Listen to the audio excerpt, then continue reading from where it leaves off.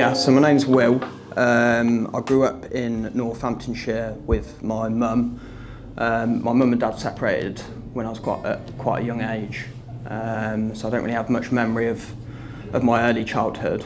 And then I started using drugs at the age of 16, whilst I was living at home with my mum. My name's Dan, and I'm 53 years old, and I've been in the project for just over nearly 15 months.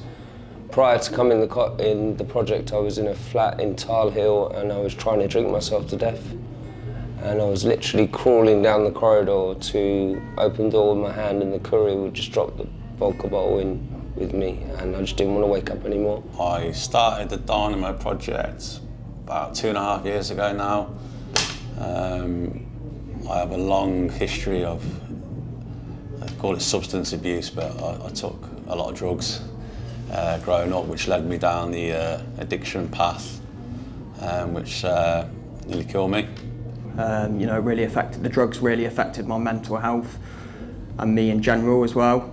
And then I left home probably about 1.5 years into my addiction, and kind of went from city to city, places to places. I never really stayed anywhere particular. I never really had a stable life. And I was not wanting to live. I'd lost all hope. I had lots of people trying to contact me with lots of love, and when I drink, I go into a very dark place. I just don't want to contact with anyone. I turn off my phone. And then I was rushed to hospital to resus because my body was shutting down. I have no memory of that. I was in complete blackout and close to death. They kept me in hospital for 8 days. Big part of when you recover from drug issues, a big part of that is then to give back at the right time. So I'm a big believer in lived experience. So I think I have the lived experience of what others are going through now. So they may be more inclined to come to someone like me for help. And that's what I try and do. I don't know a lot about a lot, but I know what it takes to live life clean. And that's all I try and do to help others. And just before I came into the project, I was on the waiting list to come to the project. I referred myself to come in, and just I had that internal snap where I just thought, I can't go on like this. I'm either going to end up dead or I'm going to end up in prison. So I made a referral into the Dynamo Project, and I was on the waiting list to come in. And then between that time of me being on the waiting list, I had a really bad relapse. And I took an intentional overdose of medication. I was unconscious for a fair few days, with my mum and dad sat next to me in hospital, not knowing whether I was going to wake up or not. They didn't know whether I had brain damage. That's how bad things got. And then I also, just before I came into the project, I got remanded to prison as well, for only a very short time. But yeah, that's just kind of what happened just before I came into the project. And then I was staying with my father for when I got released from prison, just before coming in. And then Kieran gave me a call. He said, your place is available in the project, moved me in promptly. And to be honest with you, I've never felt the way I do now. I feel like I'm beginning to know who I really am. While I was in hospital, my partner decided she'd seen the Dynamo Project. I'd been following them. But my history is I've been in numerous rehabs all around the world. I've been in this game a long time. I've been entrenched in Class A drugs as well as drink. But drink has always been my nemesis, has always been my downfall. I've had a relationship with alcohol solely throughout my life. And she filled out the application for Dynamo. She told me that Pete, who's part of the project, one of the support workers here, would phone me on the Monday. He phoned when she said he would phone. I heard hope in his voice, and so I decided to go with it. So I was discharged on the Tuesday from hospital, and then I went back to my flat, took what I needed, and then I come in and spoke to them on the Wednesday, and I moved in on the Thursday. Sometimes Sometimes the thought pops into my head, particularly if I'm having a bad day or something doesn't go my way. My first thought might be, oh, drugs will help. But I don't act on my first thought. My first thought is normally, can I swear? Fucked. Yeah. So I try and act on my second and third thought as best I can. There was a lot of anxiety when I first came in, because I like to, I want to be liked, I want to fit in, and stuff like that. And I was very, very nervous around it. You're coming into an environment where everyone's here for the same reason, but you're around 15 other lads that you don't know, and you're going to be living with, you're living with 4 or 5 of them. But as soon as I came into the project, the first week or so, I started to feel hope, that life was going to change and things were going to be all right. My addiction has been incredibly lonely. A lot of my life I was running away from pain all my life. Lots of horrific things have happened, but a lot of horrific things have happened because I've been entrenched in addiction. I was running away from Dan, but at the same time, I was bringing more pain to my life because of carnage of Class A drugs and being homeless and injecting myself. There was lots of things I've done. I've done the yets, I've been in prison, I've been in psychiatric units. I actually feel comfortable in institutions, to be honest with you. I went to boarding school at 6. Lots of things happened, so when I came to Dynamo, I found hope because I can't go to a mansion in the countryside and do 3 months in normal rehab and then here, I'll get on with your life. In here, it's a very general approach. You come in, you do 24 hours a week in Dynamo, basically. You come in every day, you do 4 hours. 1 day is exercise, 1 day is about mind and learning and the courage to face yourself. Because I don't have a problem with drinking drugs, I have a problem with Dan. I have a problem with the man in the mirror. Do you know what Dynamo means? Dedicate yourself now, miracles occur. That's where Dynamo comes from. But it's built on 4 key areas: health, home, community and purpose. So obviously the health is mental and physical health, which is why we've got the gym, etc. And we do mental health workshops. We provide lovely homes for the people, so they've got stability.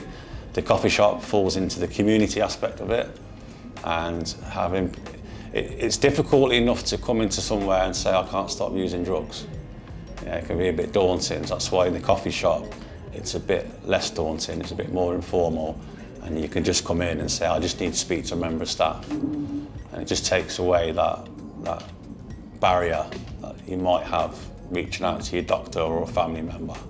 I think it just makes the whole project what it is, everything they do, which you're not going to get anywhere else.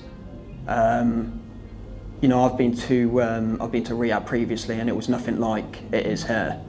Because, like I said, the CBT, the cognitive behavioural therapy, the fitness aspect of it. We go swimming at the Wave here. We go to BXR Academy to do boxing training.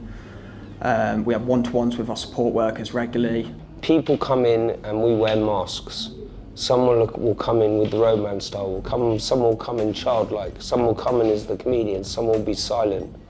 We all have roles to play within the community, but things get ironed out. It may take some time, but generally what happens is there's a very unique thing that happens downstairs when guys get together and they all get vulnerable and they start talking their truth. It allows other people to then start talking about their truth, and that's the magic, I find. See, people like me and my residents, we believe that we can only have a good time when we're pissed or high. Yeah, so the open mic is a really good example to the residents that you can actually have fun within society and not be drunk or on drugs. And it makes them feel part of, rather than excluded like they have been feeling that for many years in active addiction. When I come to leave the Dynamo Project, I'd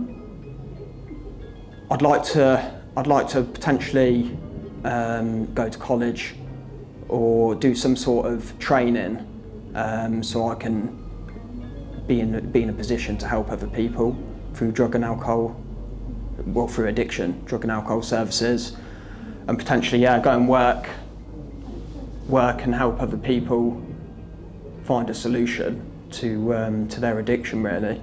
I want to be able to give back and see other people get well and get clean and sober as well. So that's my aim in the long run. I want to help people. I want to wake up with a purpose, you know, where I'm doing something where I can still do certain things that I want to do in my life. I don't want to wake up and do a 9 to 5. I want to be waking up and going to somewhere where I enjoy, where I'm actually making a difference, where I can give my lived experience. Because it's not arrogance, but I only keep what I have by giving it to other people. When I see the darkness within other people, when you actually see the magic of the light coming on in people's eyes, I see it happen here, something switches. It's not they become serious, it's not they're dedicated to program fully, but something happens where the colour just comes back into their eyes and the whole being changes. With our training, we do training every couple of days here, and that's magic, because it, you know, 90%, 95% of my time was getting and using, finding ways and means to get more. I would literally crawl from here to Nuneaton on my belly naked to get another drink. That's how desperate I was. If I'm on a crack pipe, if I'm injecting myself in my groin, I've used toilet water to get an injection. I've used Frosty Jack to mix up heroin and crack together. I don't want to be around them people anymore, but I still have compassion. If I choose to give a man a £1 coin, once I give that person the £1 coin, it's not my responsibility, it's the gesture of doing it. If I choose to buy someone some food, even if I give them a £5, I know they're going to go and spend it on not good things. We don't know their story. You know, everyone just walks past people, they're a drunk, they're a drug addict, they're overdosing. Fuck them, it's negating my responsibility. If I see something that triggers compassion and empathy inside me, I'll do something about it if I can. No, I never feel I've reached the goal. It always has to be something to keep pushing towards. So if I feel like I've achieved something, then we keep going. Every day, we want to try and be a little bit better than we were the day before. Because I don't think you ever reach your goals.